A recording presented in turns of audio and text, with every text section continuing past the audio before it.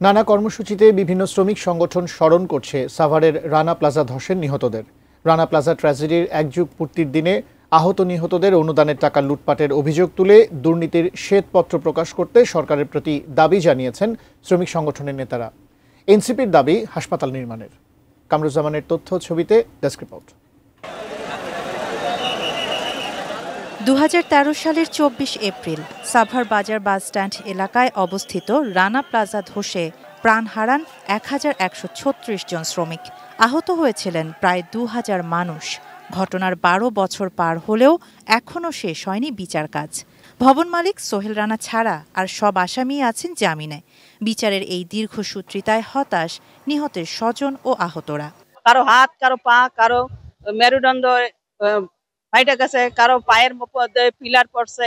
আমার মেরুদণ্ড সাইড দিয়ে পিলার পড়ছিল, আমার মেরুদণ্ডের হাড় ফাটা। সমস্যা মান যায় পুরাটা মেরুদণ্ড হাড় আমার বেহাতারা, দুই হাতে দুই পায়ে গোস্ত শক্ত, এই যে দুই পা আমার ভাঙা।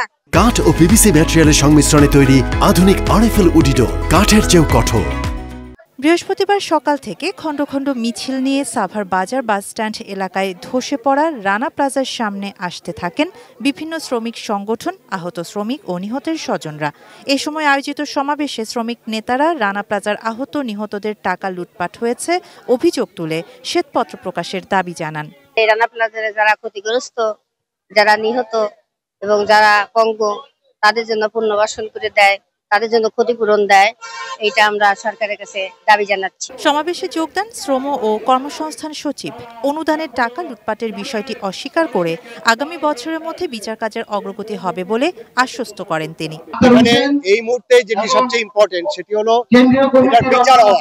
সেই বিচারটা 12 বছর হয়নি। আমি ইতিমধ্যেই যেটা ব্যবস্থা নিচ্ছি যে আগামী বছর যখন আমরা এটা পালন করব তখন দেখবেন যে বিচারের একটি বড় অংশ শেষ হবে।